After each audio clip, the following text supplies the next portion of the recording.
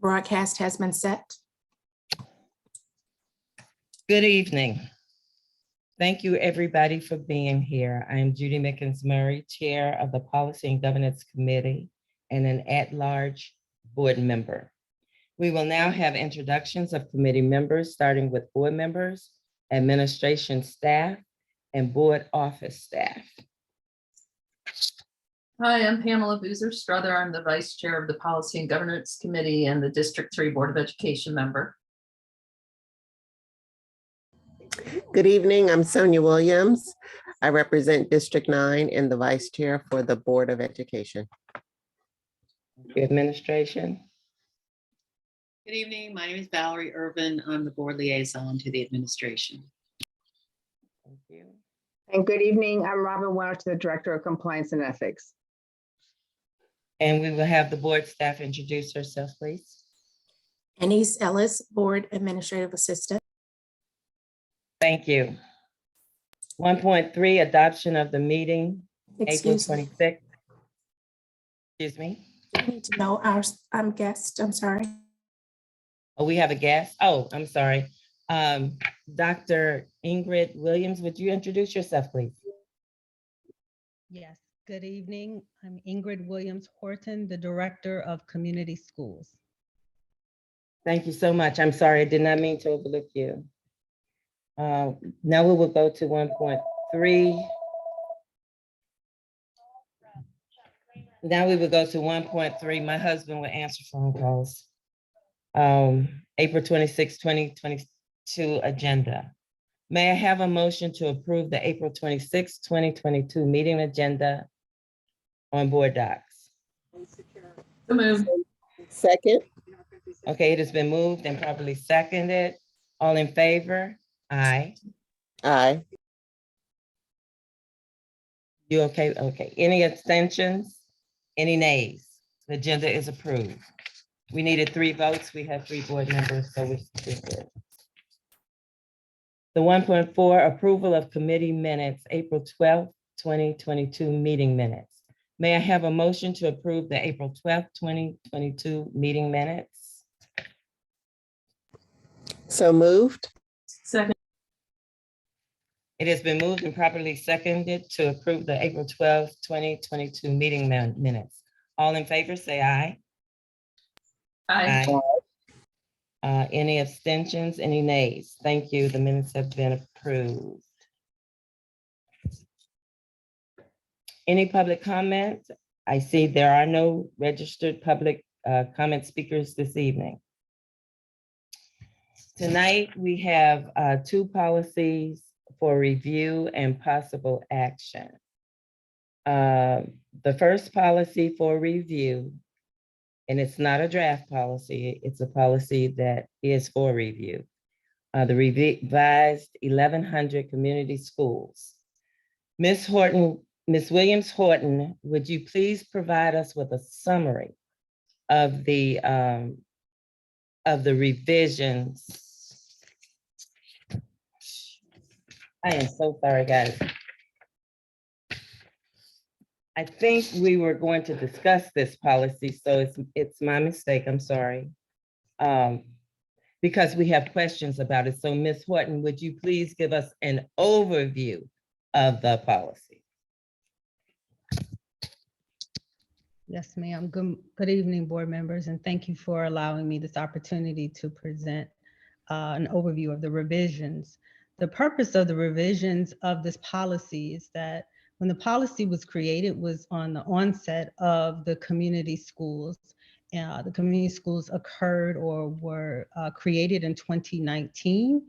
And at the onset of community schools at that time, we brought on about 20 community schools.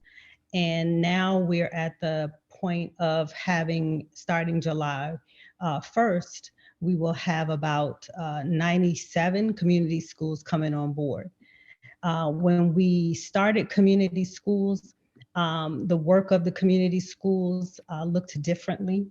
The expectations looked differently. And now that we have brought community schools to the forefront, we wanted the policy to reflect the work of the community schools, especially around what we've learned with our work with Institute for Educational Leadership, as we've been working with them to help us implement the strategies of community schools, as well as the standards of community schools. So we wanted to bring that to the forefront and implement and execute those strategies and make our policies reflect the work.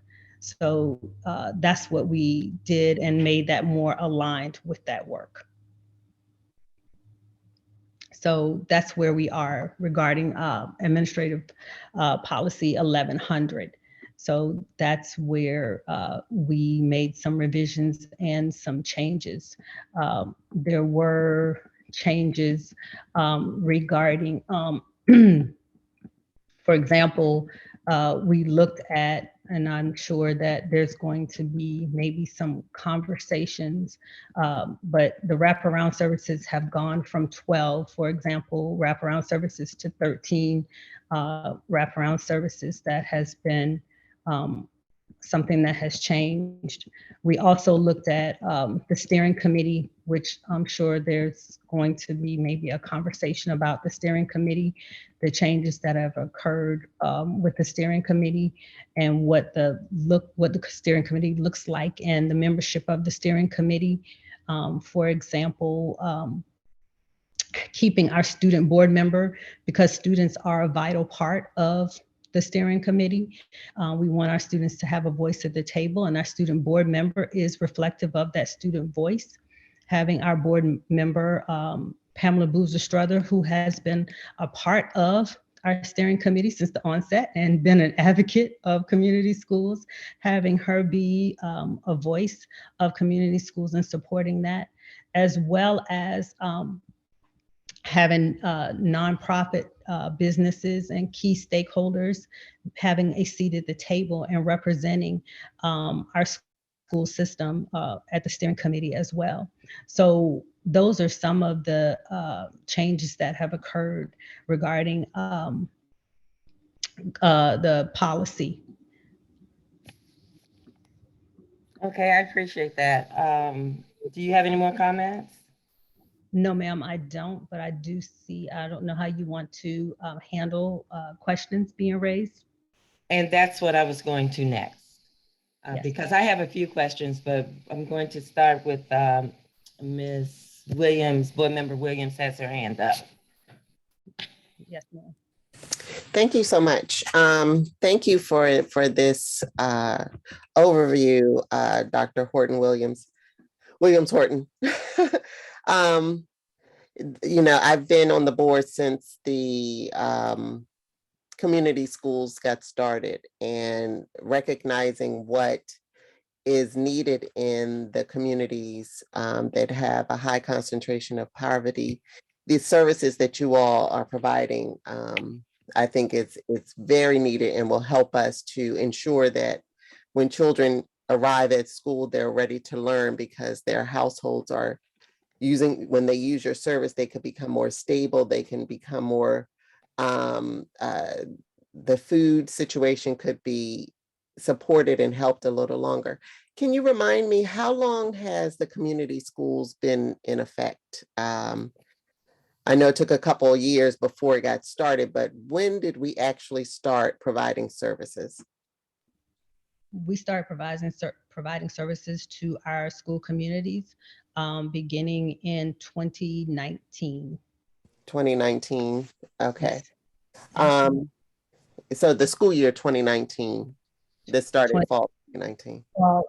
Yes, fall of 2019, we started implementing the community school strategy. Right, okay. So our birthday will be July 2020, 2022, we will be 4 years old.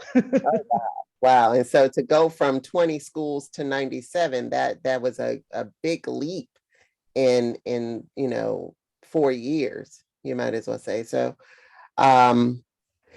the one thing that I do recognize is that the work that you all do, the growth, I guess, resulted, some of it from the COVID, or was it what is it called? the money that we receive from the state. What was that? So how the school, I apologize. I didn't mean to interrupt. Sorry. No, go right ahead. Okay. So the community schools are determined by what MSDE says is the concentration of poverty. Mhm. So this concentration of poverty is determined by free and reduced meals. So when it is very vital that our families complete the lunch application forms every year. So lunch application forms determine the concentration of poverty. So on the onset of community schools in the 2019 school year, we started out with 80%. The schools that had 80% or higher concentration of poverty were our first community schools. At this point, our new schools that are coming on board, we are at 65%. So the schools that have 65% or higher concentration of poverty are community schools. And that's funded through the Blueprint for Maryland, or do you get funding from other resources? The Blueprint for Excellence, yes, the Kerwin. Yeah. Blueprint.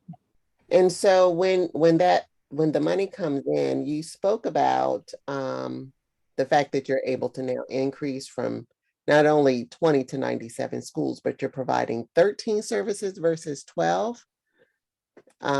Is that did I hear you correctly on that? Yes, the other wraparound services is improving the learning environment. Improving Yes. the learning environment. Oh, awesome. I mean, it just seems like a lot has moved in the last 4 years, increasing the number of schools that you're serving and the different types of services that you're providing. And so the steering committee that you spoke about, can you talk to me about who sits on that steering committee? Yes, no problem. So some of the stakeholders that sit on the steering committee we have Department of Social Services, we have the United Way National Capital Area, we have Kettering Baptist, we have Boys and Girls Clubs of Greater Washington. We have a parent that represents the University of Maryland. We have our Associate Superintendent for Middle Schools, Dr. David Curry. We have Kaiser Permanente sitting at the table as well. We have our unions that represent Prince George's County Public Schools sitting at the table as well.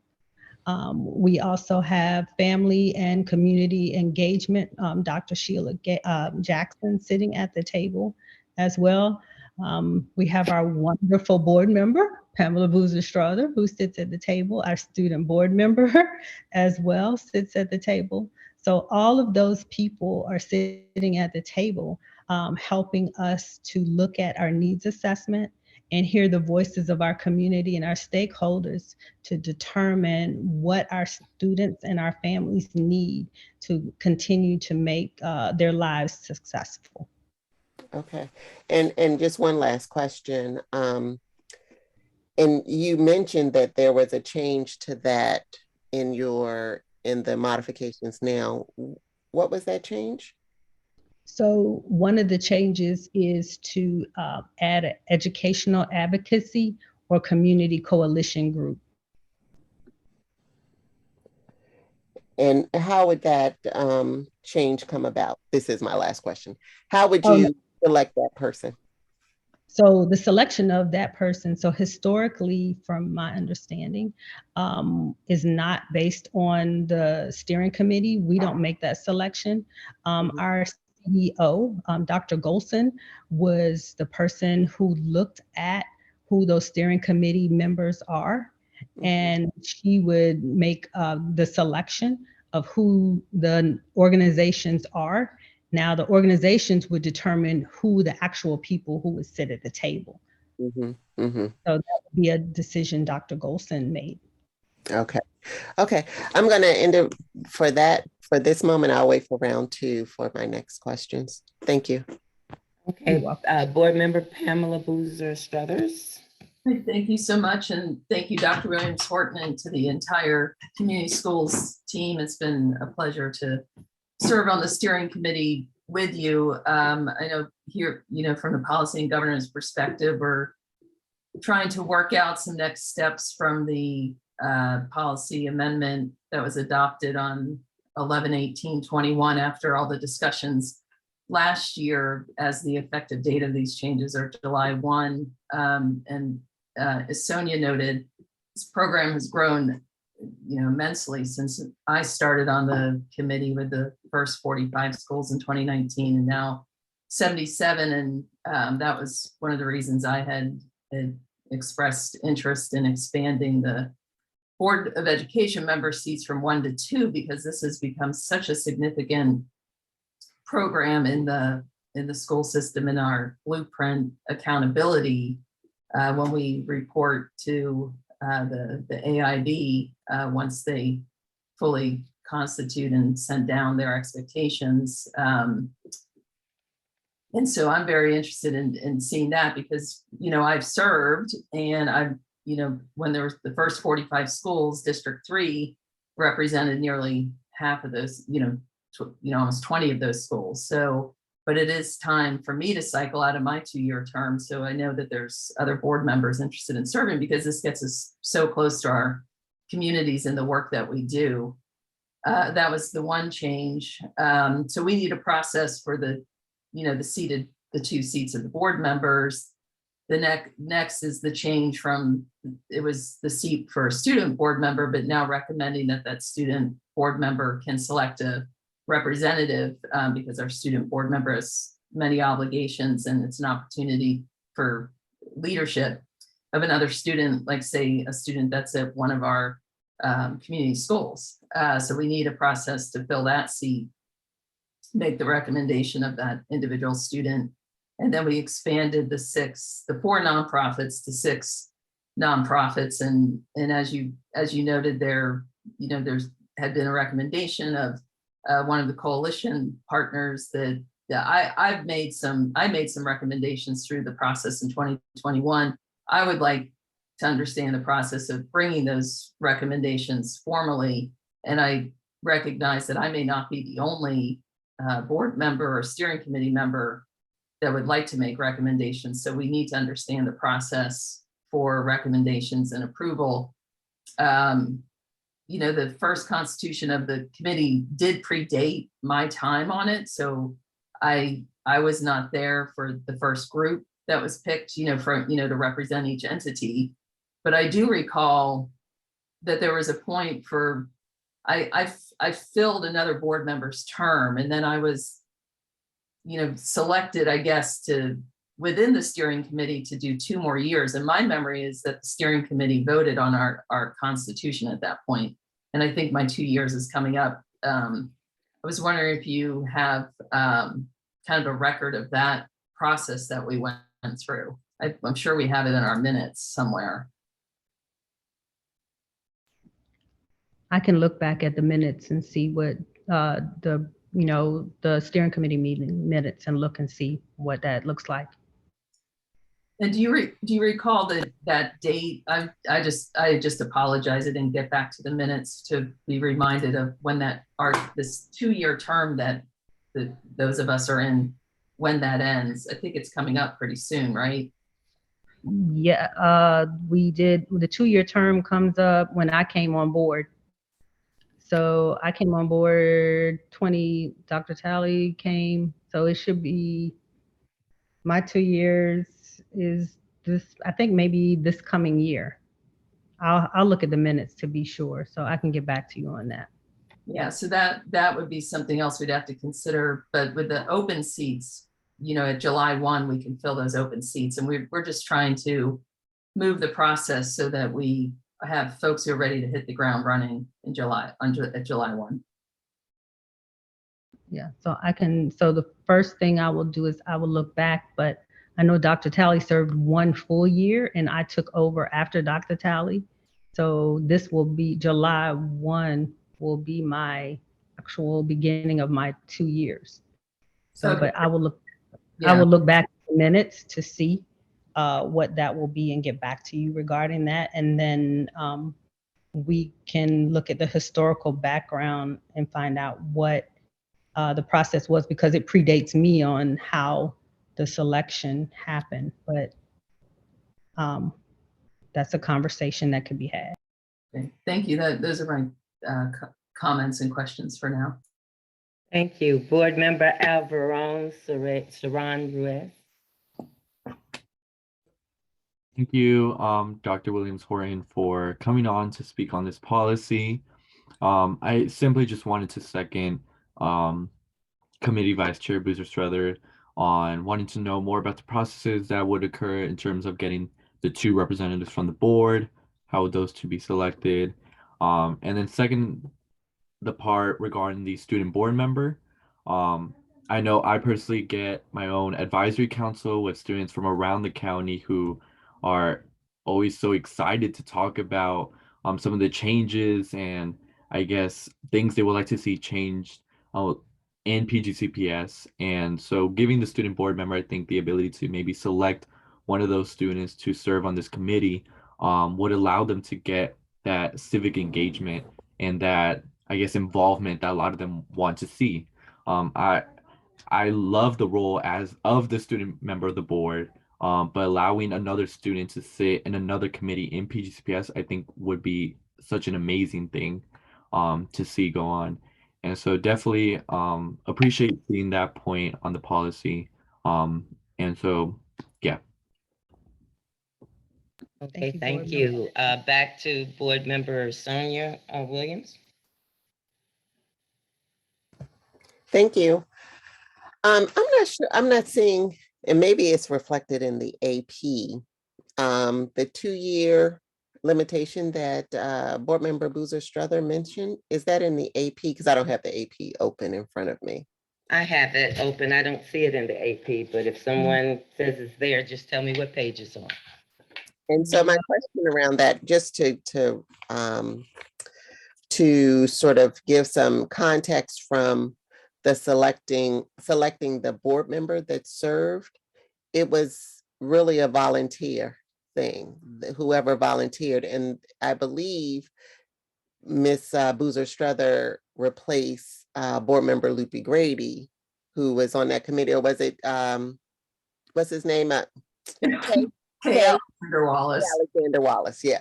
I know it's one of those 2. I And both of them. This term on I asked if I could fill his term because the largest community schools are in my district. So apologies for interrupting, but I did want to. No. But I know it's one of those 2. And the reason I know it was one of those 2 is because they were very integral in the creation of the community schools work. And so there from the board's perspective, there was no formal, process. It basically was a volunteer, whoever was interested. And I understand why Board Member Boozer Strother selected to be the member that served, because her schools were the most affected by the community schools at the time. And so as leaders, I think it's up to us as the board to determine how we're going to, select the next, and it could be that there is only a board member that would want to volunteer, versus it being a formal process that this board group determines what the next board group will do without changing a policy. So I think that the way the policy is written, it's sufficient for us to figure out who would be next on as they represent the board. Now, the selection of giving the student board member the ability to sit or select someone to sit on the board, on the steering committee, does that mean that they would sit in that seat in place of the student board member? So when we're talking about 2 representatives, one is the seat that should be filled by the student board member, or he or she selects to fill it with a person in their stead. And then we have another board member. It's not clear on here. I guess I need to calculate how many, was this 18 members? So if we say 2, is someone? I'm sorry. Yeah, go ahead. I'm sorry, Board Member Williams. Go ahead. I'm sorry, 2, 3, 6, 12, 16, 17. So the way it's sitting here now, it would be 2 separate board members and then the student board member for a total of 3 people from the board or their designee to sit on this committee. I don't know. I don't have any real opinion about that, but I just think that it's important that we recognize the amount of work that board members have at this moment. And if they choose to volunteer, then that is at their free will, and it's not sort of an appointment by either the board or the board leadership. So I just want to keep that in mind as we look at these changes. Just because I'm just watching the participation by board members, and I want to make sure that we're not creating additional work that we may not be able to fulfill. That's just my only comment there. And when we're talking about the community, addition of the community advocacy and community coalition group, I think that again, I think it really should be something that we sort of continue to do how we've done it in the past, which it appeared that Dr. Golson or the superintendent had that responsibility. And I think it's important that we get a group or a community coalition that we know will be committed to providing resources that we could use. As she read through the list, we're talking United Way, Kaiser Permanente, the unions, University of Maryland. And so we're talking like quite a few people that can bring a lot of resources and things like that. I think that we should be able to have that as the steering committee as we look at the data that you look at in order to determine what resources go where. And then we look at those individual schools to have a more community-based group to support that school within that district. So if we're looking at a school in my district versus a school that's in a district that has a higher percentage of poverty and joblessness, a group that's serving that community may not be able to provide services in a group that's in my community. I would love to have the community advocacy groups sort of associate with the community that they serve so that those resources are targeted and guided to support that group. And so with that being said, I think that those levels of details should definitely stay in the AP. And we probably want to try to consider maybe taking out the community coalition group, because what one community coalition group may do may be different from another community coalition group. And the voice at that steering committee level, voices at that steering committee level may not all be heard from just one or two community coalitions being served. So I hope you follow that sort of thought process. I think that the community coalition groups should be coordinated more around the schools that they're serving versus at the steering committee level. Looking at all the other groups that are shown, we're talking a more broader scope versus a more community-based scope. That's all. Thank you. Okay, thank you, Dr. Ingrid Williams.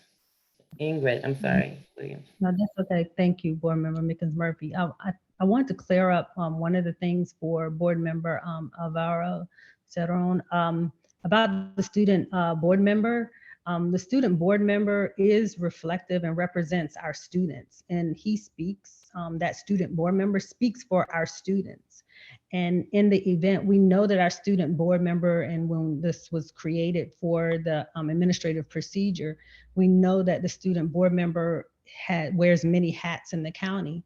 So in the event that the student board member is not able to attend the steering committee meetings, he or she may have a student member that can represent him or her at the steering committee meetings and inform him or her about what occurs, what's been said, what's been talked about, and can share that information. So that student board member is the representation of the students of PGCPS.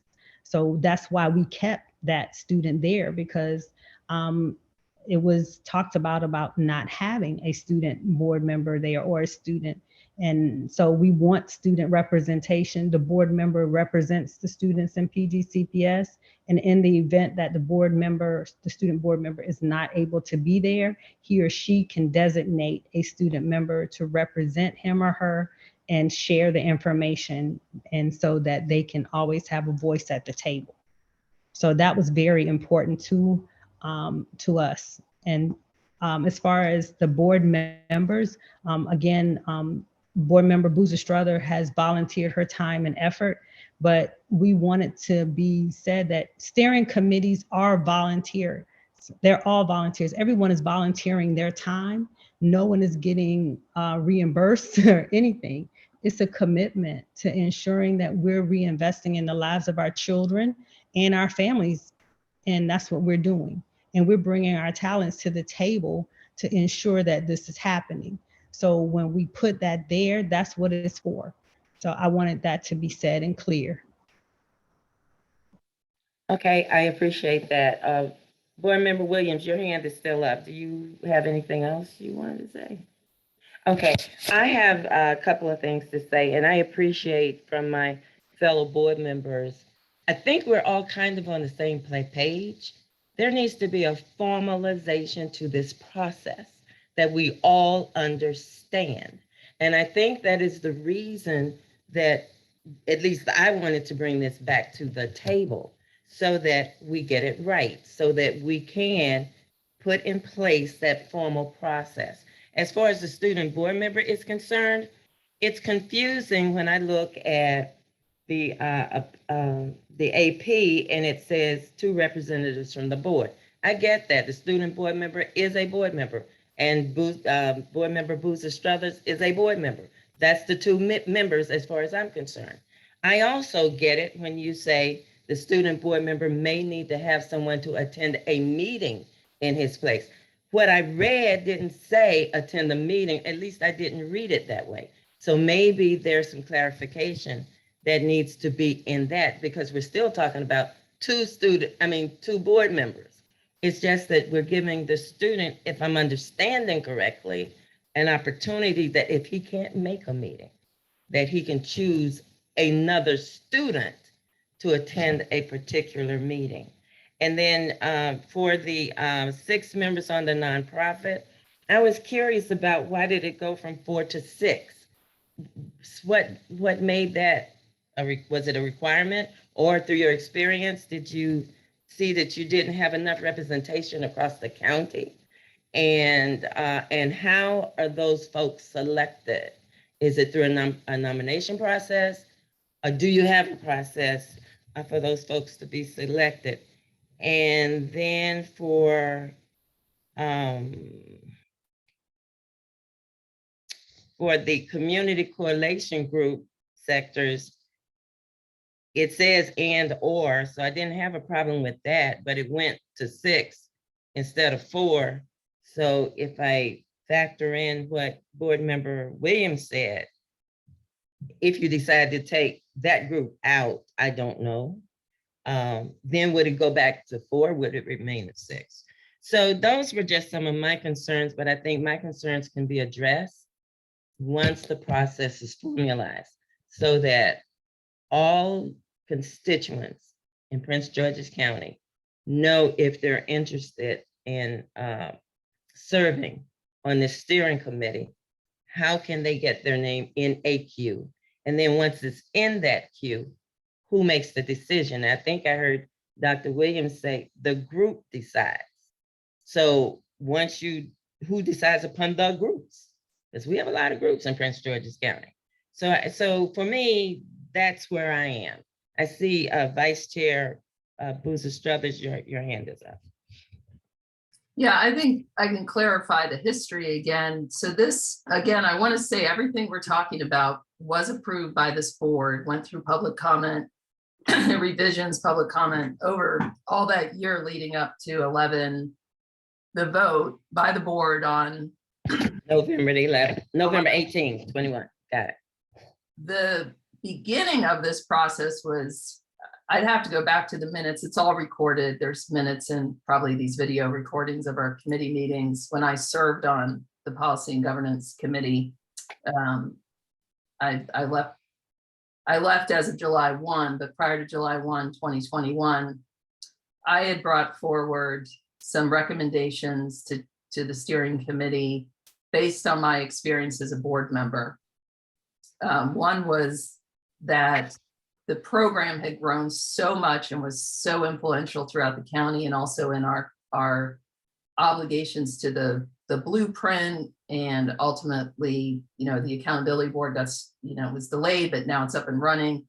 It was a lot as one board member to, kind of be part of this process, that I thought that we should increase our accountability and oversight as board members by having two board members. That in my mind, I was excluding the student board member because the originating document had the seat for the student member of the board. However, in my time, the student member of the board, which was served by 3 different individuals, had difficulty attending themselves. So their voice wasn't at the table. So I had made the recommendation that there be a student seat on the board. That was my original recommendation. I left the Policy and Governance Committee during these final steps. And then what sounds reasonable to everyone is that the student member could select another student member in their stead. I was thinking it would be sort of like permanently, they'd have the seat, but I'm hearing sort of 2 models there of the student asking someone to attend when they cannot attend. And then at the time, more than a year ago, I had recommended 2 specific organizations to join the steering committee. And at this stage, we're past that, like that they were not written into this policy. I'm still going to recommend those 2 organizations into this process. And others may have other ideas, like I said, but we expanded to 6 members as a way to bring more of that diversity to this growing program. And in my mind, my recommendation were 2 organizations that I believed would lend to that diversity. So if that's helpful for everyone to sort of revisit that history. Yeah, it's helpful to me, but I also understand that you guys have a constitution. I didn't realize that a constitution existed because I did not see that in the AP anywhere. I still believe all of these things can be worked out in AP. I think the challenge for the board has to decide, is the student a board member who, just like the rest of us, we serve as a board member? Or is the student, but let's get away from that. You can have another position here for a student unless the administration is rigid about the board member representing the students. Because I know you have PGRAS and a whole bunch of other stuff. So all I'm saying is you guys can have a discussion. You can iron this out, in my opinion, in an AP. Let at least the board members know what this constitution looks like, because I've never seen it. But now that this blueprint is up and running, we need to see it. And no one is questioning the need for community schools and more of them. I believe that is the model that we should follow. And for board member Boozer Struthers, for the nonprofits, if the two you want, put their names in the hat, because I didn't get the impression that the members are made up and put in the policy by name. I'm thinking that it's just a group and people apply for it. Either they meet that criteria or they don't, and your steering committee makes those choices. Am I misunderstanding that? Ms. Boozer Struthers? I wasn't sure if that was asked of me. So. Oh, yeah, I'm asking that of you. So when there are individuals represent the entity. So, United Way is the entity that is Got it. invited to community schools. United Way has an employee who sits in the seat, but United Way was invited, if that helps. Well, see, for me, what I read here I don't see United Way's name here. I see business, higher ed, philanthropy, faith-based, education. I just see categories. Correct. So they fit in that category. Now, I also think I heard that there are limits on how long you serve. So if the United Way has served for 2 years, then maybe they give it up and then somebody else comes on for 2 years. I mean, that's what I see. But until you get something formalized so that we can understand that process, so that any board member, and I don't care who it is, will be able to explain it to the constituents out here. The process should remain the same. And I think it should remain not specific to organizations, but at least that's my 2 cents worth. Now, let me see. Dr. Ingrid, I'm going back to her before you, Ms. Williams. I mean, both of you Williams. Okay, so I'm going back to Dr. Ingrid Williams first, and then I'll come to you, Sonia. Thank you, Board Member Mickens Murray. So I wanted that we need to go back to the historical knowledge of how the steering committee selected the organizations that sat at the table. That's the thing. And so I was not there. I was not present for that. And I don't think Board Member Boozer Struthers was present for that. But from my understanding, Dr. Golson is the face, and she did the invitation for those organizations to sit at the table. But that's something that we need to go back and look at the minutes to look at that.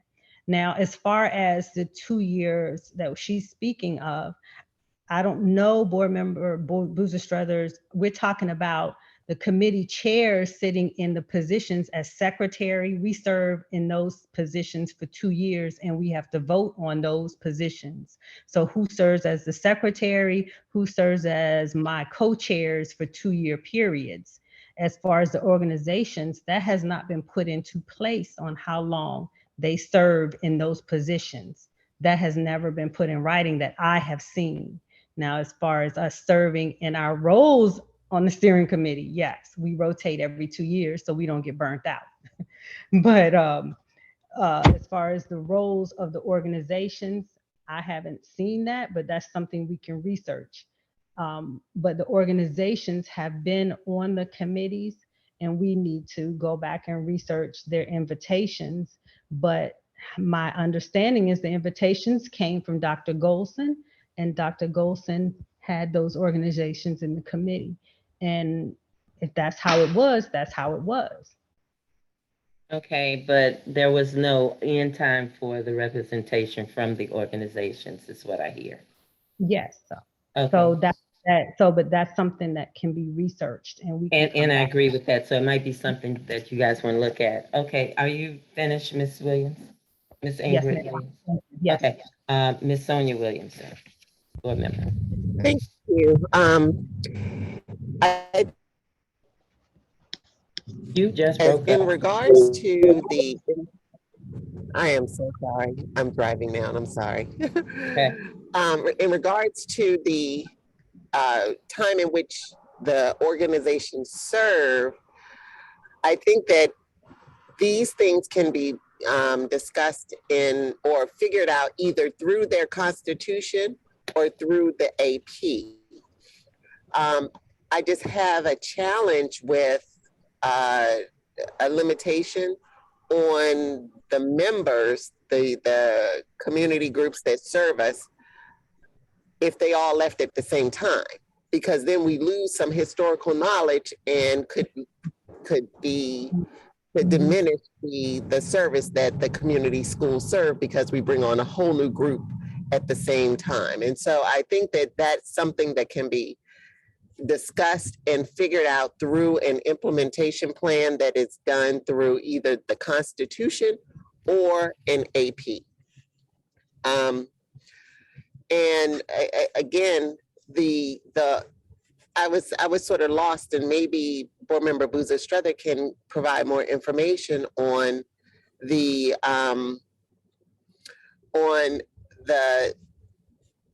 information around the time that is being served and how we're reporting back to the board and what has been changed since November 2021, because I thought we were voting on the highlighted area changes that were there. And if that's the case, then that's what I assumed is being changed since the last time it was voted on in 2021. Is that correct? We're just voting on the highlighted areas, or are you saying that in November we already voted on those things, Board Member Boozer Struther? That is correct. This already came to the board. It actually cycled through multiple times and sent back, and it went through the proper procedures for revision. And on that date, the board cast our final vote. And those Okay, so highlighted yellow segments were the changes. were approved. Okay. And so am I clear that there isn't in this policy a way in which the committee or the board members report back to the board as a whole? Is that included in this policy? Reporting somewhere. Are you asking me to continue? Yeah. I'm asking anyone Well, who may know the policy pretty well. Is there a mechanism or some language in the policy that informs the board when to expect a report out Yeah, from the community schools? I think that could be an administrative procedure. And it is there. I don't mean to cut you off. No, that's, I did want to make. But it's there. It's Oh, there okay. in the AP. Yeah. Okay, good. Can I make an additional reporting point? So right now, the entirety of the community schools program is blueprint funded. So it is fully reported on to the board and the public and what has been MSDE, because the AIB was delayed until recently. And now they will go to the AIB. So the reporting has been there.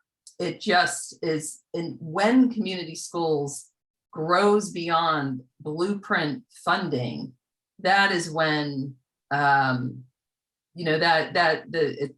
your point, it really needs its own separate reporting mechanism, because what's, the blueprint funded concentration of poverty community schools are the official accountability. Okay, so Yeah, for this committee, I'm sorry, Miss Sonia Williams. I thought you were done. I'm sorry. Oh, no, I agree with Boozer Struther that we do need to sort of, and it could just, I don't mind if it's in the Constitution or the AP, some way we need to be prepared to receive a formal report as a board so that we understand, what is happening and things like that. And so as long as it's somewhere, we can be prepared to receive it. And I do recognize that the work or the service that's being provided by community schools has definitely increased, but I think the decisions that are being made or the information that is being represented on that steering committee by the board member, that in my mind, it doesn't matter if we're doing 20 schools or all 207 schools, because as a board, we're serving the entire community. And I think that part, if the board member, if we have one board member sitting there on the committee and they need to have a replacement, then that's where I think the board member should come to the board chair and say, hey, I can't make this meeting. Can you send someone, to replace me in this meeting? I don't know if the work of that member increases regardless of the number of schools or the amount of service that we give increases. So, but if this has already been, these languages have already been approved in November, then maybe the focus is more on the AP that we have to get involved with, or the Constitution, so that this stuff is implemented appropriately. Okay, That's all. well, Thank you. all right, from where, I think the AP can address all the concerns that I have. I think Board Member Boozer Struthers started out with, maybe we need a formalized process. I believe that. I believe that's what is needed. So since she's on the steering committee and she understands that, then hopefully she can get everybody else on the steering committee to understand that. As far as the two representatives from the board, I still believe that the two representatives are the student board member and Boozer Struthers. And it's fine to keep it that way. And then if either needs a replacement for a meeting, then you ask us.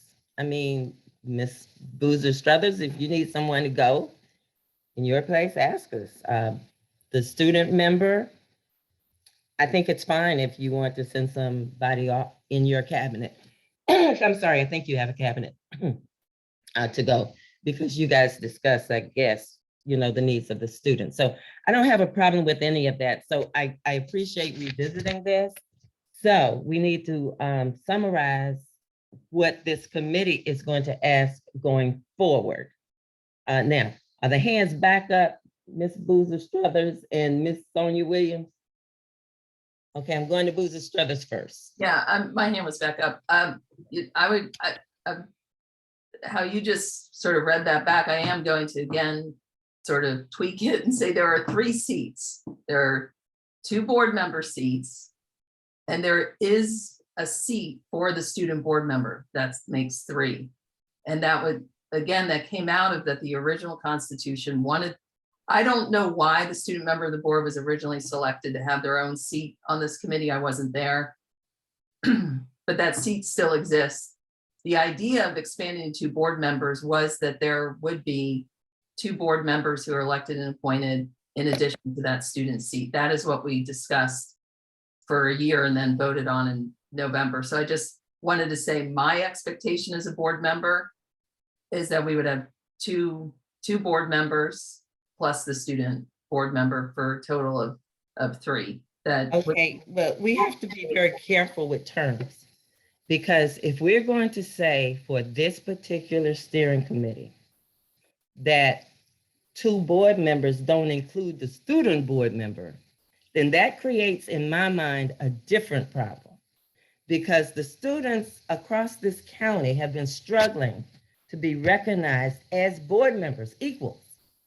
So if we're not going to treat them equal here, then I just think that's a different problem. Now, if you want a separate seat for a student other than the board member, but I thought I heard Miss Dr. Ingrid Williams say that the steering committee expected the student board member to represent the students. So I realize that it's a caveat, but I think our student board member will come to appreciate that he wants to be treated at all times equal with us and not separated out because he's a student. He is a board member. So if we're going to have 2 board members, then you say that. If we want to move it to 3 board members, then I think we need to probably go back to the full board and have that discussion, and a motion needs to be made on the table while we understand that we're talking about 3 board members and not 2.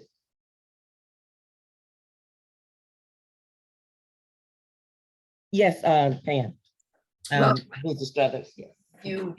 What you are proposing will restart the policy on revising policy and this will have to go back to the board. A motion will be made, go back to the board, 2 weeks of public comment, come back, and I would say our Policy and Governance Committee thoroughly went through this for more than a year until recently. I think it's highly unusual that we would come back and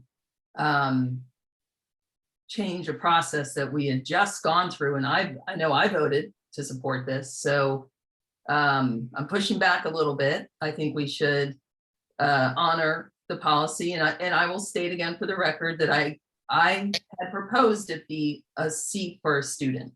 So I will say that the original proposal was 2 board members, which could include any of the 14 board members, and a special in a seat for a student voice. So then it still can be fixed in the AP, that didn't happen, but but it now still can be fixed in the AP, correct? the policy has 3 seats that could mean that the student member of the board chooses to use the student member of the board seat, which would allow another board member to constitute the two board members in the first bullet. So I'm just saying we need to have the integrity of that. It's all I'm saying at this And I get that, but the integrity of that, and maybe the board members at the time were not realizing that they were compromising the student board member. You don't want to take power away. The student board member is a board member.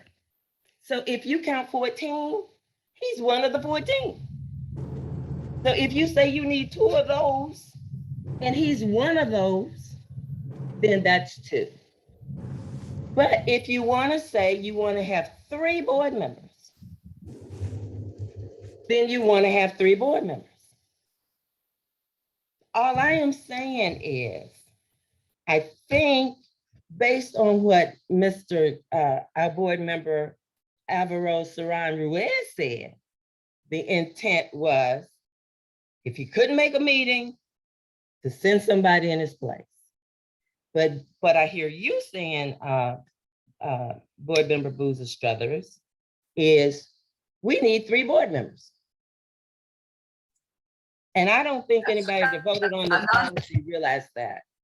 Yeah, I actually am not saying that. What I'm saying is there could be 3 if the student board member exercises that they would like to represent and be the consistent attending member. I personally think it's very important that when you commit to this community school steering committee that you attend all the meetings. The student board member could exercise the right to have a student appointed to the seat.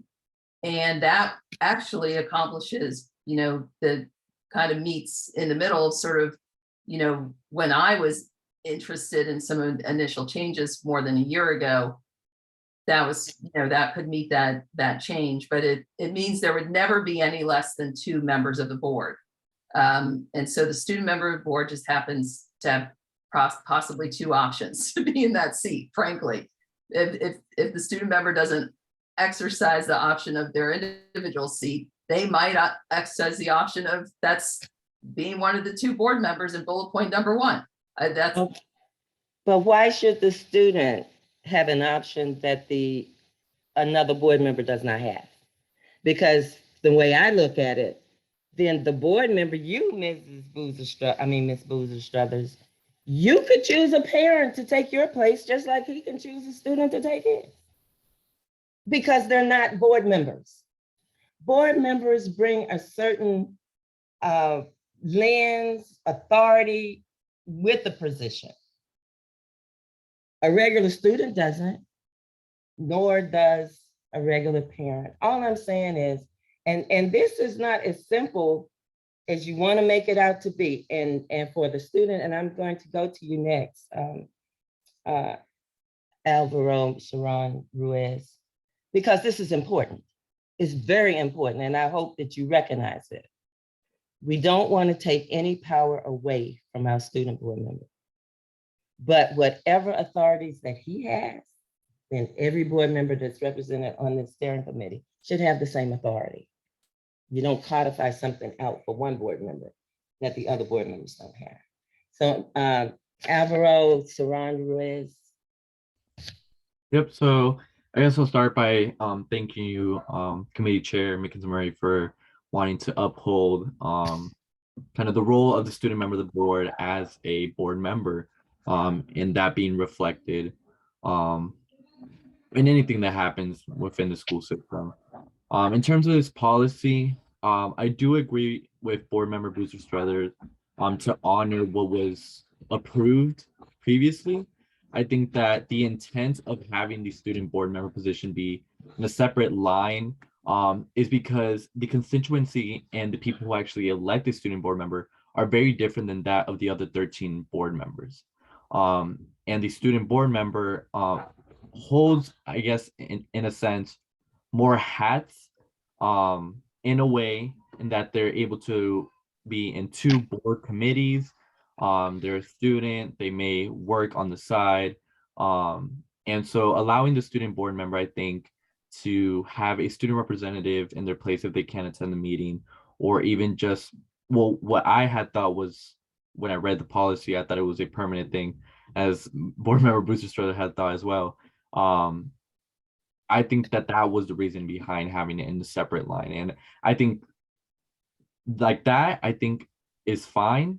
And I don't think it takes away from the role of the student board member. I think it, if anything, it emphasizes it and shows the importance that the school system, the administration believes the role of the student board member holds in terms of representing the student voice, and especially with such an important committee, lacking the student voice at any meeting should be an issue, and something that the administration wants to repair, which I think we should allow this policy to do.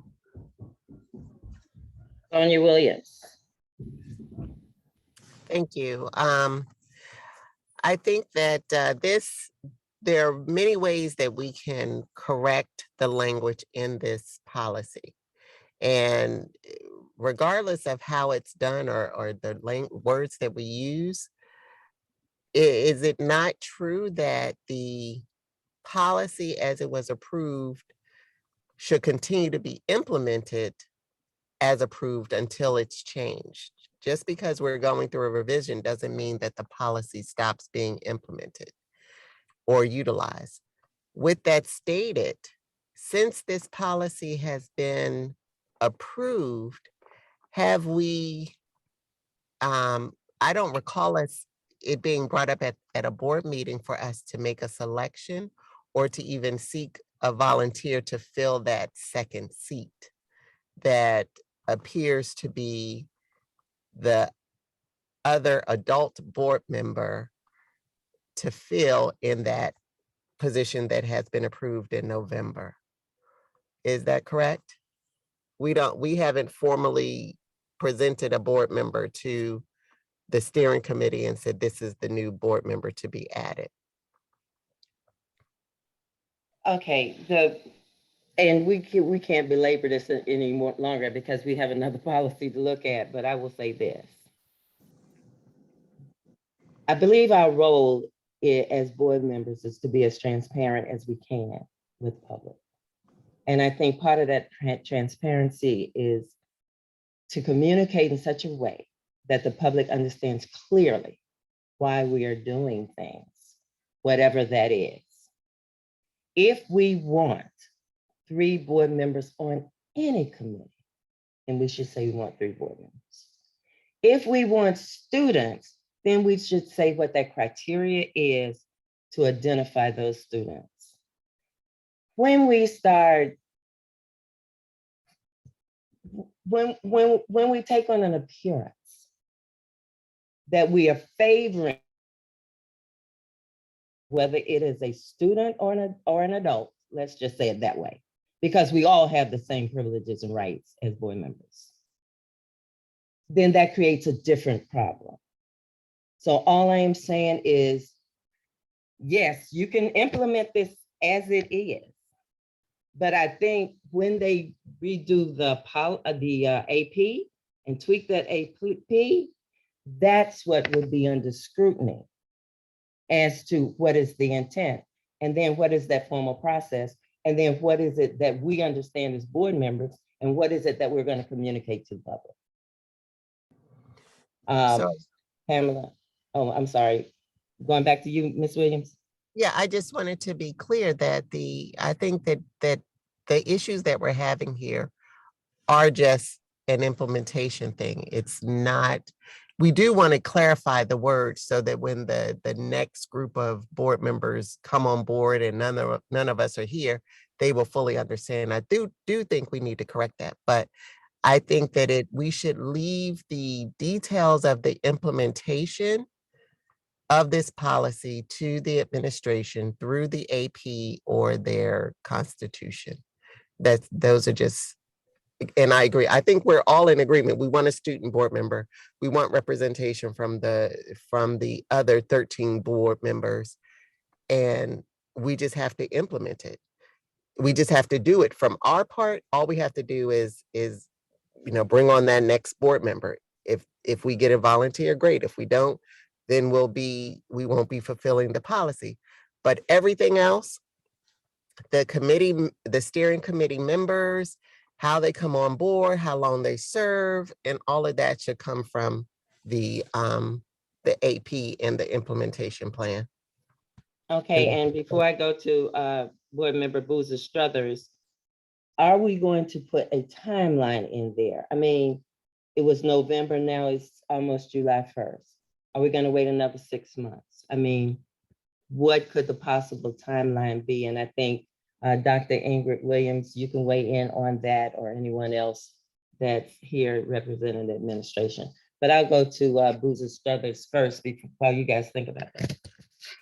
Thank you so much, Chair. I think it's going to be July 1. I did finally find the minutes, and it was that steering committee meeting where we raised our hands if we wanted to commit for 2 more years. I did find the minutes, and I did, Dr. Williams Horton did just email those to you. So yeah, and to Board Member Williams' point, we are here talking about this because we passed the policy and we see July 1 coming, and we know we want to get things moving to fill the seats, and so that is why we are here talking about this again, because I raised it and then we realized that we had an implementation issue, and that's exactly why we're discussing it tonight. So we've taken care of that, but I do want to say that I do feel like as a board member, I was fully part of this process and discussions, and I think we had our time through the fall, while this was going through the process, to raise our concerns about how how the changes in the policy were worded. And again, I will note that I was part of starting this revision process, and I had some ideas I presented to my colleagues, and they liked them, and it was in the original policy. But then I left that committee, and my colleagues changed things a little bit, and I ultimately had conversations with the former chair of policy and committee and made my comments and asked for, got some clarification, but it ultimately supported the final edits of my colleagues after understanding their deliberations after I left the policy and governance committee. So I do think we were transparent and had opportunities as board members through the final stages of this policy revision. So it's important to me to state that. Right, and it's important to me too, Vice Chair Boozer Struthers, for the community to understand that we will be transparent, and that when we make a decision in this committee, we will all hopefully understand what that decision is and the impact of that decision. So as I see it today, the final decision, you can move forward with the policy, but the details are in that AP. And the AP needs to be done sooner than later. And this committee needs to understand we can always review a policy. Even if we approve a policy next week, this blueprint, all of the money and all of the obligations that the investments that the legislators just made, it's going to change a lot of policies. And we need to accept that, look at that, and understand that. And even if we looked at a policy last year, the implications in that blueprint legislation, which Ms. Irvin will share later, we need to be open to revisiting policies because that's the nature. And this one, the community's policy, is a big piece, especially for Prince George's County, because over half of our schools almost are part of this program. So that being said, I guess we'll move forward with the administration looking at a new AP, or do we need a motion for that? I don't think so. I think you guys just do APs, am I correct? You are correct. And in fact, Dr. Horton and myself, we have been working on the AP, and this conversation this evening has been, I'm thinking Dr. Horton probably has found the same, has been extremely helpful in giving some direction on what types of details need to be included in the administrative procedure. Okay, I appreciate that. And Dr. Ingrid Williams, do you have any departing comments? Because I know you don't feel well. I truly appreciate your coming on this meeting tonight. So is there anything else you want to close out with us? No, I just like to thank everyone on the board and governance policy for having me here, and that we will work diligently to ensure that all of our community schools, now that we're almost close to half of our schools being community schools, but we are going to be Prince George's County Public Schools proud and represent the state of Maryland for community schools in the work that we do. MSDE knows us and they know us for our work. And so we're going to continue to make you all proud. So thank you for having me. Thank you so much. And we'll say good night to you because I know you need to leave. Thank you. Thank you. I've lost my annotated comments, but I know I'm going to the next policy. Okay, we're going to look at policy 1500, Parent and Community Advisory Council. I will yield the floor to Ms. Welsh to give us an update on that, the potential changes or not in that policy. Good evening. So with the policy 1500 Parent and Community Advisory Council, we have asked, and I recognize that this policy was amended on July 28th, on 2021. But in reviewing it, there were a couple areas that the CEO has requested that we make some changes in terms of her role with the PCAC, the Parent and Community Advisory Council. So if you want, I can just go through the recommended changes the administration has. First of all, the policy itself right now says that the CEO shall appoint a liaison to the as a person to the PCA. I keep calling it PCAC, Parent and Community Advisory Council. And what we did change the language to say that the CEO may serve as the liaison or may designate a staff person to serve as the liaison. And why this is so important is that she really shouldn't be restricted in terms of which specific person needs to attend the different Parent and Community Advisory Council meetings, because depending on the actual topic and what the subject of that meeting is, there may be times when it's really appropriate for her to be in attendance, or it may be very appropriate for her to designate specific staff that are going to be in attendance in that meeting, because they may be able to provide much more information that would be helpful to the Parent Advisory Community Advisory Council. So that was the first change we recommended, and then that was actually under the right here where Anise has us with the standards 4 under section 4 standards. Then if you go to section 5 under the implementation responsibilities, what we have changed is that instead of shall, it's really in line with the standards 4 comment, as we just made that change from shall to may to make sure that it is in alignment. And then we also included that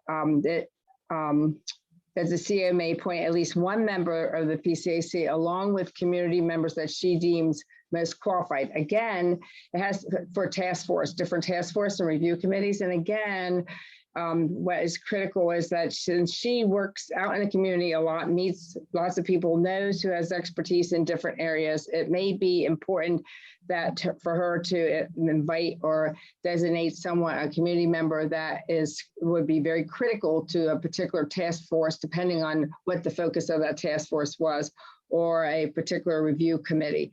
So again, it's really providing the CEO with the flexibility that she needs to ensure that we have the most appropriate people attending the policy and the parent and community advisory council meetings, as well as any of the focus task force and review committee meetings.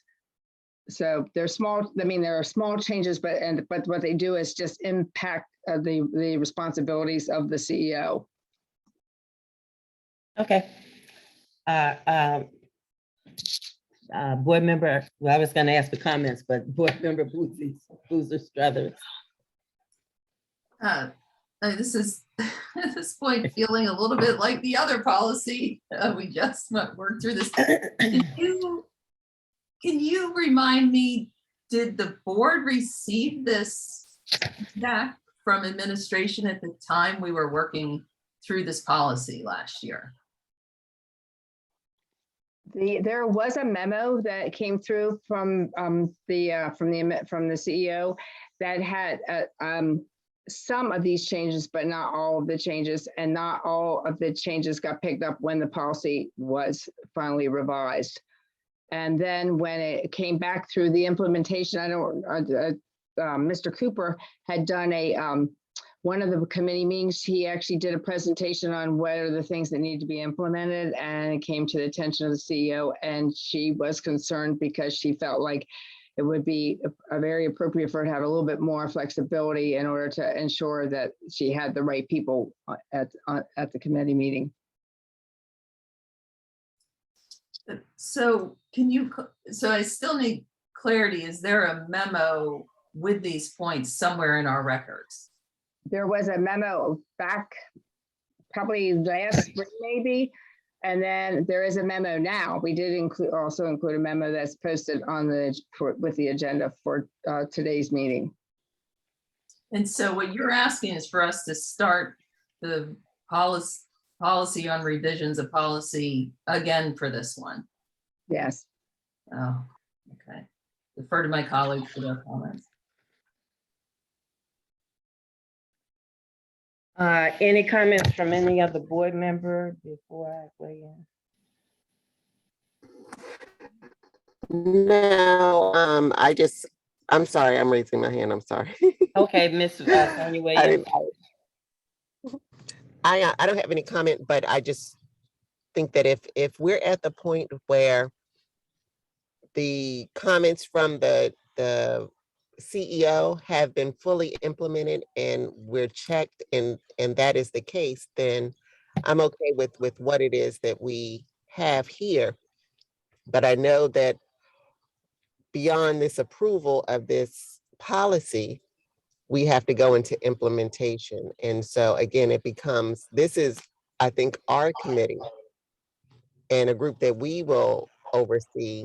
And so we do have to come up with that process for getting it started, because I think we're committed to starting July 1 with this group. Right, I know that. Okay, I understand that. thank you. Okay, board member Saran Ruiz. You know, my question was on the implementation, because I know a lot of people are excited to see this get picked up once again. And so my question was basically what board member Williams brought up in terms of like its implementation actually happening this year, and if its revision would in any way alter that. But that was what I was going to bring up. Okay, I appreciate that. Vice Chair Pamela Boozer Struthers, your hand is still up. Is it for another comment? Yeah, it's another comment. I'm just trying to, because I think we're all eager to get this going and don't want to further delay it. So I'm just taking in the one around the Department of Family and School Partnerships, the CEO may appoint. That, I mean, that was an option. Number 4 was optional anyway, right? No, it was shall. Shall is not optional. It was deleted. Oh, Shall was deleted. I don't think it has to hold up the policy, and that's what I was gonna ask the only legal person I know that's in the room, and that is Ms. Welsh. Can't we implement? So I agree with you. I was going to say it should not hold up the policy at all. Right, to implement, right. In place. So until this goes through the process of making these changes, what is currently in place should I mean, that'll come in and It moves affect forward. July 1 should absolutely keep moving forward. I don't see it's impacting it. And at this point, the CEO would appoint someone as a liaison, but then as it goes through the process, and if there is, approval of these changes, then that little piece of it would be changed. But I don't see it because I know that each board member has to identify someone in their district to be on. Right. And so I wouldn't wait. I would keep moving forward so that it's ready to go for July 1. Okay, so, I mean, that's sort of what I was thinking, along with the last policy, that they both could go forward, but that some changes needed to take place. Ms. Boozer Struthers, were you finished, or did you have something additional to say? Well, only that I think the policy amended at 11/21/13 was significantly changed for the policy today. So that's the this, can you remind me, is this is one that also starts July 1, right? Yes, yes, it does start July 1. So when this was amended at July 28, if we send it, I don't think we need to, okay. you're saying that even though we haven't reached July 1, this policy is in place. We're not at 11/21/13 version of the policy. What I was saying is that the one that was approved for starting July 1, 22, Still in effect. the work that needs to be done right now to identify the members and get ready to go for July 1, 22 can absolutely move forward, that piece of it. I mean, they can't start the meetings with them yet because we didn't have July 1, 22 here yet, but you don't want, I don't think you want to wait till July 1 and just start appointing people and trying to pull all this together. Maybe not, I don't know. But you could do whatever preliminary work that you are planning to do, you could continue to do, because the body of the policy is really the same. It's just And it stays the same. related to the CEO. Pam? And do we have time to complete the policy on revisions to so that we pass this by the end of June, so that this is. Well, how long do we have to leave it out for a personal comment? I think it's a question for me, because I'm thinking that, okay, if the policy we approved is in place, then that policy moves forward until a new version takes its place. And the new version won't take its place until after we approve it. Am I missing something here? Well, the policy in place is 11/21/13, right? Right, but it's to be implemented as of July 22nd. Now, if we can get things done between now and June, I don't know. We could also,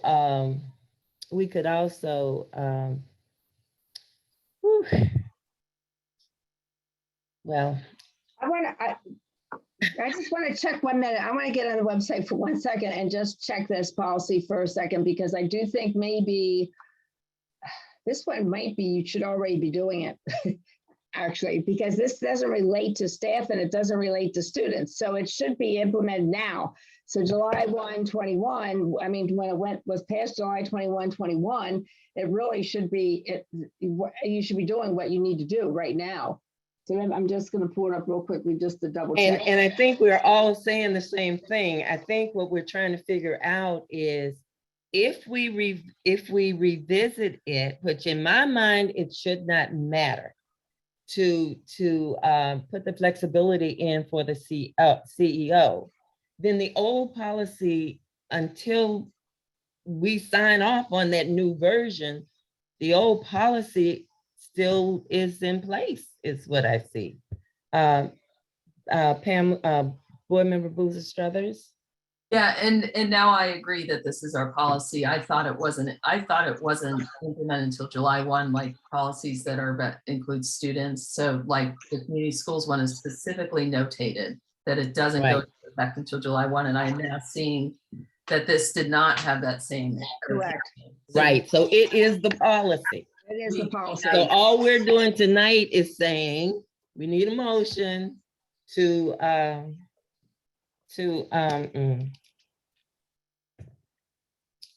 don't have it in my. We need a motion in order to move it forward to make the changes that have been requested by the administration. Board Member Alvaro Cerez Ruiz. Yes, I wanted to move to approve to, I guess, start the process to approve, for the board to approve the revisions being brought forth by the administration for this policy. Have a second? I'll second it. Okay, it's been moved and properly seconded that the board moves forward with including the revisions to policy 1500, Parent and Community Advisory Council, to go to the full board for, I think, May 12th. May 12th. Do I have a second? Are you ready for the vote? It could be, Oh, I'm sorry. Yes, Ms. Anise Ellis. Ms. Ellis. perhaps it could be just one of the meetings in May. Okay, I don't have to say which meeting. Or do I? Ms. Ellis, do I need to say which meeting or not? Based on the discussion, is it already in other discussions to be placed on a separate, on a specific? I don't think we need any more discussion. Do you, board members? No, not a discussion. Okay, Pam, help me. Just the next board meeting. I mean, we can't add this to the agenda for Thursday because of, Right, so the next board meeting, I think is what we usually say is the yeah, next. and it's that May 12th. I think it's May 12th. Is that? Oh, I Someone- don't know. We pull up the, Is that a work session? May 12th?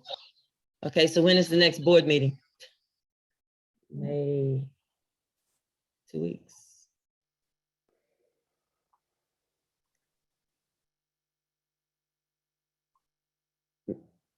Miss Ellis, I can't hear you. May 26th.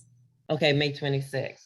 All right, so the motion on the floor is that the committee is recommending that we take the revisions that the administration has made to policy 1500 to the full board on May 22nd.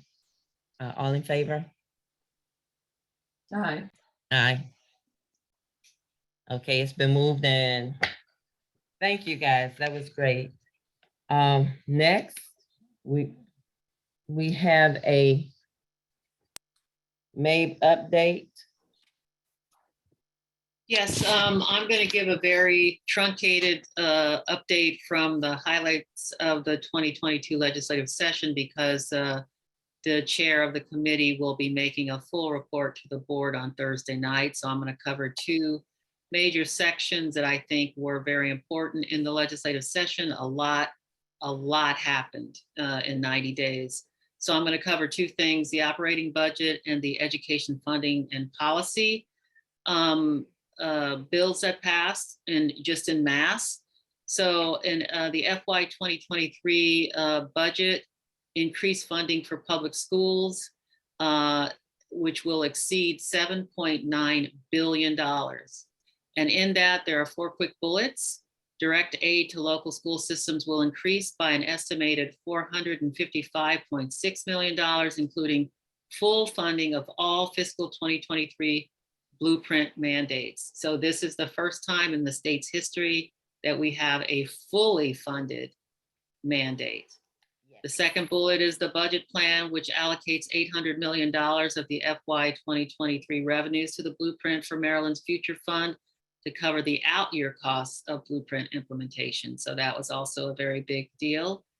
The third point is that the budget plan shifts $700 million of capital projects from general obligation bonds to cash, bringing general fund spending on pay-as-you-go on capital projects to more than $1.6 billion, which frees up $700 million of GO bond capacity for legislative priorities, which is a very big deal also. And finally, under cybersecurity, this budget includes $110 million to improve state government cybersecurity, including technical and grant support to local governments and school systems. And for the board, and in this committee in particular, this section is on education funding and policy, which was covered under House Bill 1450. It extends the state implementation plan deadline from February 15th of 2022 to December 1st of 2022. It extends the MSDE deadline for plan criteria from April 1st, 2022 to September 1st, 2022. It extends the local implementation plan deadline extended from June 15th to March 15th of 2023 and revises the formula for dedicated tax revenue to the Blueprint Fund. And in closing, the final points have to do with how the bill also alters the dates by which the AIB, or the Accountability and Implementation Board, must adopt a comprehensive implementation plan, the CIP, for the Blueprint for Maryland's Future. MSDE must develop criteria for approval or disapproval of local implementation plans. And I know that some board members, in particular, board member Boozer Strother has been on the NABES committee that's been doing a lot of conversation, and we hope to have on our May 17th meeting of this committee, Dr. Kara, why am I blanking on her last name, will be joining us, and her staff, her team, to talk about implementation plans. And state and local government units must submit their implementation plans. Specifically, the bill alters the distribution of certain sales and use tax revenues to the Blueprint for Maryland's Future Fund. So by June of 2023, the comptroller must distribute $800 million in income tax revenues to the Blueprint Fund. So we in Marylanders are very, very happy that we're probably leading the country in this kind of funding for public schools, not only just what happens inside the school buildings, but the buildings themselves. So I was very happy to be able to represent the administration and this committee in particular in the 2022 legislative session. So that's the end of my report. Thank you so much, Ms. Irving. And to piggyback on what she said, just because we have extension dates does not mean stop the work. We need to continue the work in the system, please, so that we don't miss any of those dates. But I'm very pleased with the work of the legislators. I think that everybody, at least in Annapolis, has demonstrated their commitment to education, public education in the state of Maryland, and we cannot lose sight of that. So when you pass one of your representatives, say thank you. When you see one, say thank you. Whatever, just keep saying thank you. And then we are committed as Prince George's County Public Schools to make it work. And that's the challenge we have now. We need to make it work. Okay, next up is my vice chair and colleague, Ms. Boozer Struthers, on the Blueprint for Maryland's Future Act Implementation and Accountability Plan. And I'll just add, you're getting ready to be very busy, aren't you? That is right. Yes, thank you so much. So I'll report on the committee that I serve on for May. We did meet on Friday and reviewed some of the issues of the session as well. And I did want to note that MABE is hosting a session specifically on the expansion of universal pre-K for board members. I believe that's the first week of May. I have signed up for that on behalf of the board, and maybe other colleagues would like to join me, because university pre-K expansion is, big logistical issue because of physical capacity for seats. So that is very much at the top of board members throughout the state in these discussions on the oversight committee, and a couple other topics of interest. Well, one in particular is the career ladder issue for educators, because there's definitely some concern that needs some revisions. So that's from that committee. And then, as Ms. Irvin said, Dr. Libby has been invited. We had hoped Dr. Libby could come to this meeting, but the timing didn't permit, because the accountability board has not informed the school systems of what the expectations. And so that information should become rolling out. I know the accountability board, I believe, met today.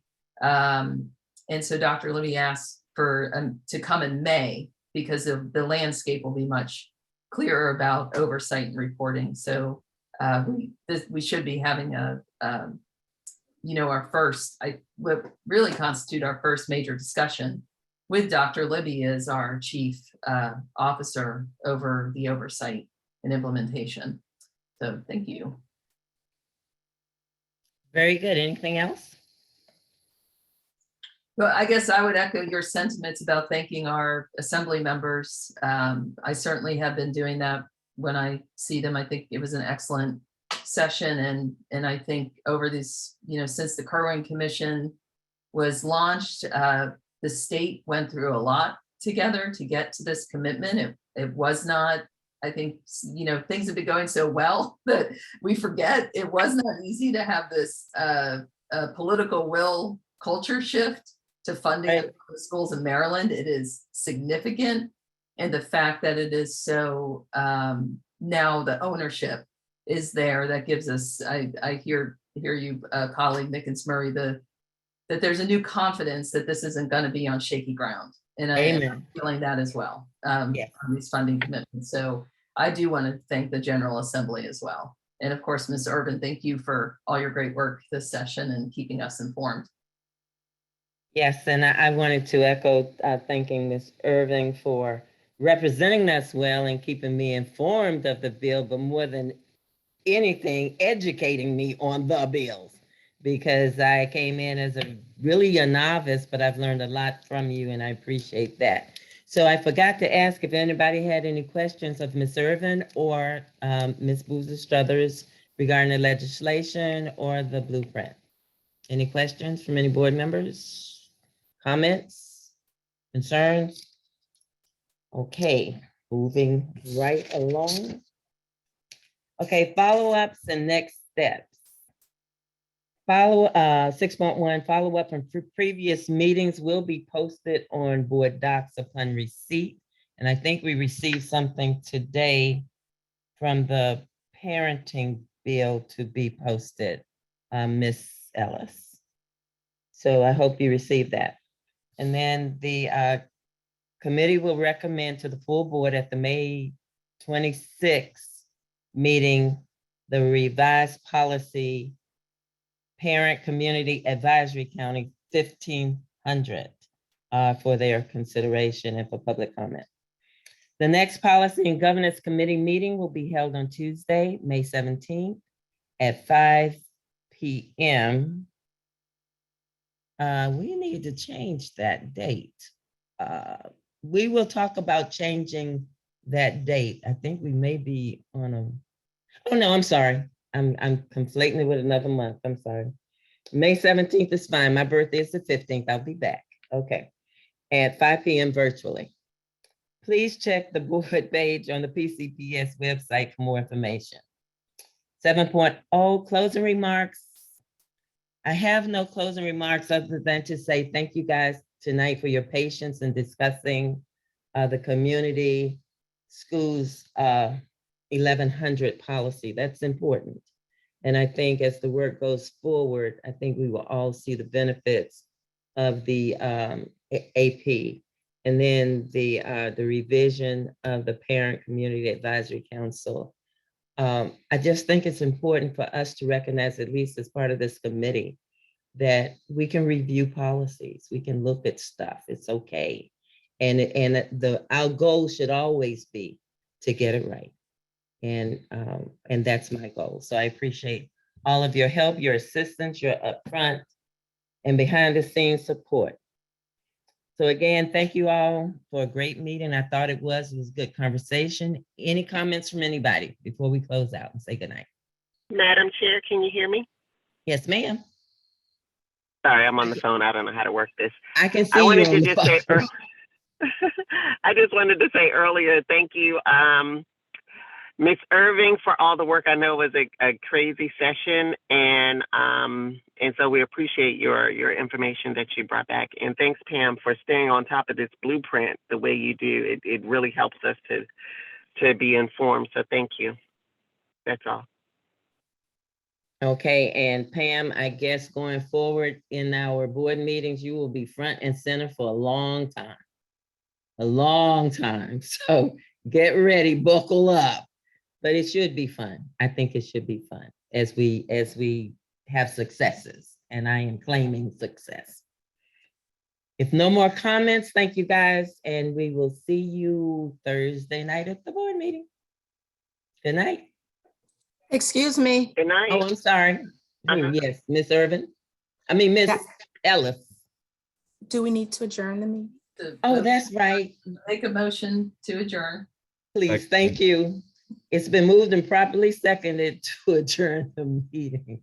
Bye-bye, folks. All Good in night. favor? Yes. Vote. Aye.